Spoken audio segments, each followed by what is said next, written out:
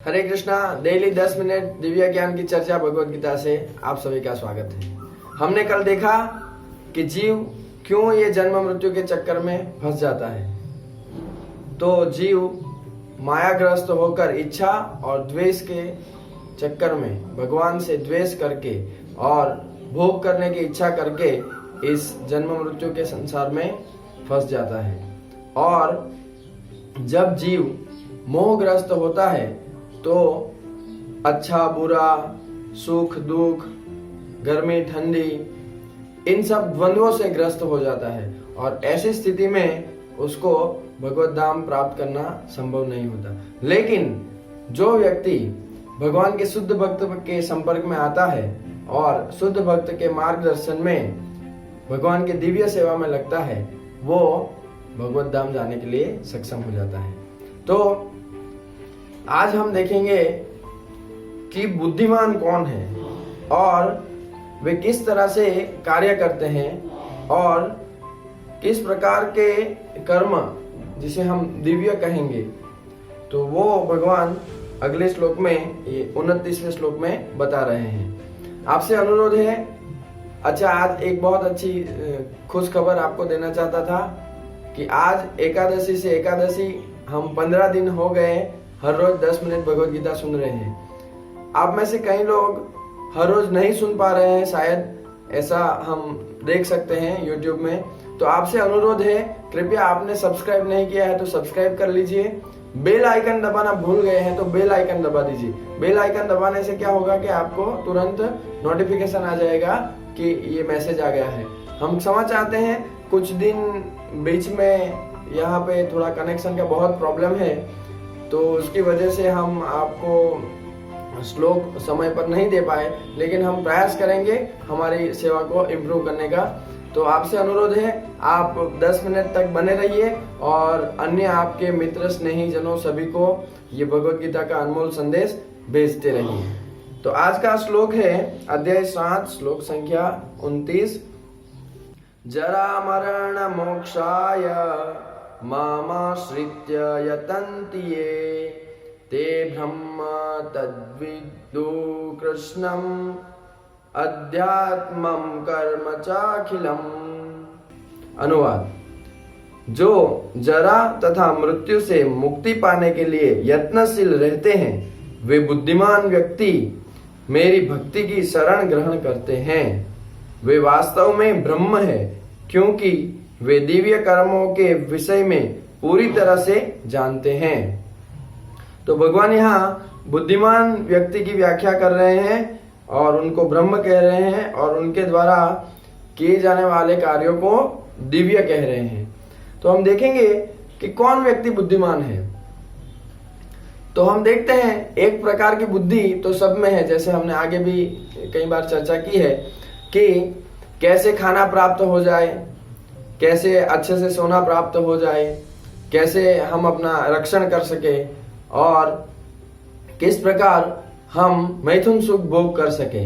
ये 4 प्रकार की वृत्तियों के बारे में चर्चा, विचार विमर्श और बुद्धि सभी जीव लगाते हैं।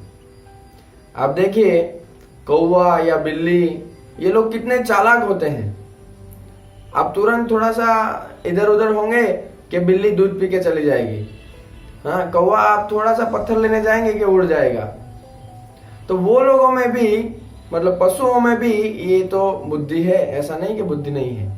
लेकिन पशु में ये बुद्धि नहीं होती कि वो सोच सके जन्म मृत्यु जरा व्याधि के बारे में। जैसे कसाई के घर, कई बार ऐसा नहीं होना चाहिए जीवों की हत्या, लेकिन ऐसा हो रहा है क्योंकि लोग अज्ञान में हैं। तो कसाई के घर क्या होता है, कसाई घर में एक बकरे को कसाई ने काट कर छोड़ दिया होता है, मतलब उसका जो मीट है, गोश्त है, वो बेच रहा होता है और दूसरे बकरे को अच्छे से घास खिला रहा होता है। तो ऐसा में वो जो दूसरा बकरा है वो घास का मजा ले रहा होता है। उसको पता नहीं है कि ये जो भी गोश्त है अभी, वो अगर खत्म हो जाएगा तो मेरी बारी आने वाली है। उसको कोई मृत्यु का पता नहीं है। लेकिन मनुष्य ही ऐसा है जो जन्म मृत्यु जरा व्याधि के विषय में सोच सकता है और उसका हल ढूंढने का प्रयास कर सकता है।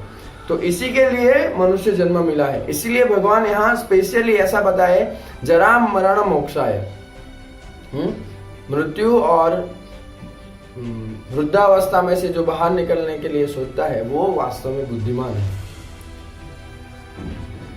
जैसे ऐसे एक अगर उदाहरण ले तो जैसे मान लीजिए आपको एक मर्सिडीज कार दे दी और एक एरोप्लेन भी दे दिया,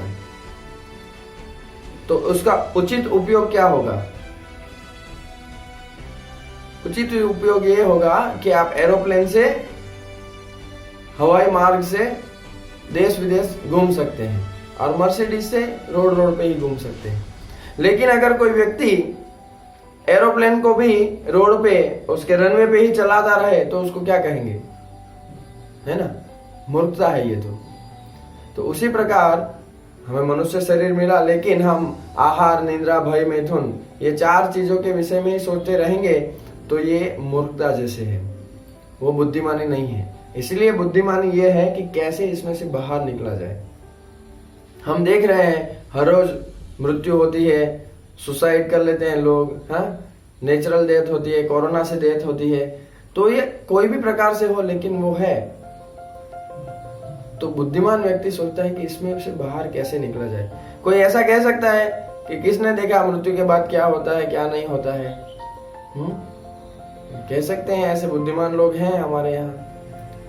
तो मृत्यु के पहले हम कहाँ थे? इस शरीर में आने से पहले हम कहाँ थे? तो यही भेद हम समझ सकते हैं कि हम शरीर नहीं आत्मा है।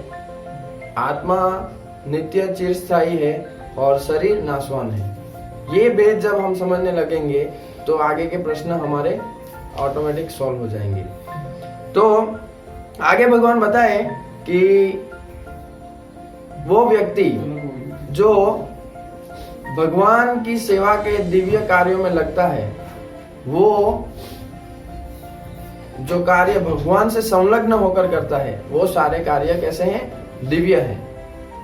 क्योंकि हमें भी आहार, निद्रा, भय, मैथुन जो शरीर की मूलभूत आवश्यकता है वो तो करना ही पड़ेगा, लेकिन जब हम उसके साथ भगवान को जोड़ देते हैं तो वो दिव्य हो जाते हैं, तो वो बंधन के कारण नहीं होते। तो इसीलिए हमें दिव्य कर्म कैसे करना है वो जानना पड़ेगा। और भगवान यहाँ पर बहुत ही स्पष्ट रूप से बताए हैं, माम आश्रित्य, मतलब कि मेरे आश्रय, मेरे शरण में रहकर। तो भगवान यहाँ बहुत स्पष्ट बोल रहे हैं और कई सारे श्लोक में यही बात भगवान बोल रहे हैं, माम एकम शरणम व्रज। अर्जुन को बताए, अहम त्वाम सर्व पापेभ्यो मोक्षयिष्यामि मा शुचः मत्तः परतरम नान्यत् किंचित् अस्ति धनंजय। तो भगवान यहाँ अपनी भगवत्ता स्थापित कर रहे हैं। तो इसीलिए हमें अनन्य शरण मात्र श्री कृष्ण का लेना चाहिए, भगवत गीता का लेना चाहिए, भगवत गीता की शिक्षाओं का लेना चाहिए। और कोई हमें इस संसार के बंधनों से मुक्त करा नहीं सकता, कोई देवी देवता भी नहीं और कोई वैज्ञानिक। इन लोगों की तो बात ही छोड़ दो, वो तो खुद ही मूर्ख है। तो इसीलिए हमें एकमात्र भगवान का आश्रय लेना चाहिए।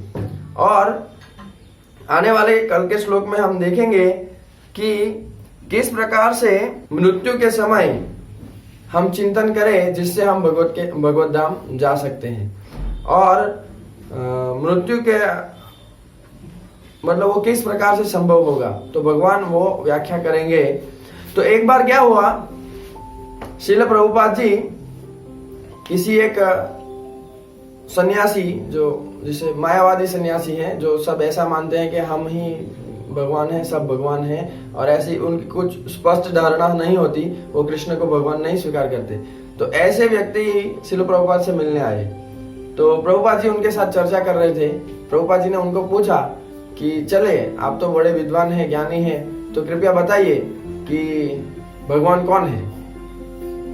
तो वो व्यक्ति बता ही नहीं पाए। और उसी समय एक गृहस्थ भक्त की लड़की वहां खेल रही थी, सरस्वती था उसका नाम। तो प्रभुपाद जी ने उसको बुलाया, बहुत छोटी लड़की थी। तो उसको बुलाया प्रभुपाद जी ने और पूछा, बेटा सरस्वती बताओ भगवान कौन है? तो सरस्वती बोलने लगी, भगवान श्री कृष्ण है।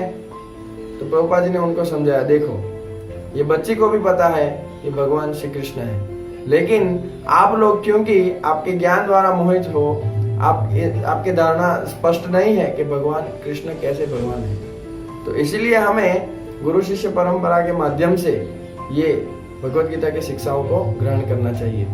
तो आशा है आप सभी बहुत अच्छे से ये समझ पा रहे हैं। आपके कोई प्रश्न है तो जरूर कमेंट बॉक्स में लिखते जाइए, लाइक शेयर करते जाइए, इसको लव करते जाइए, और अगर आपने सब्सक्राइब नहीं किया है तो सब्सक्राइब कर लीजिए और बेल आइकन दबा दीजिए ताकि भविष्य में आपको नोटिफिकेशन मिलते रहे। Thank you very much.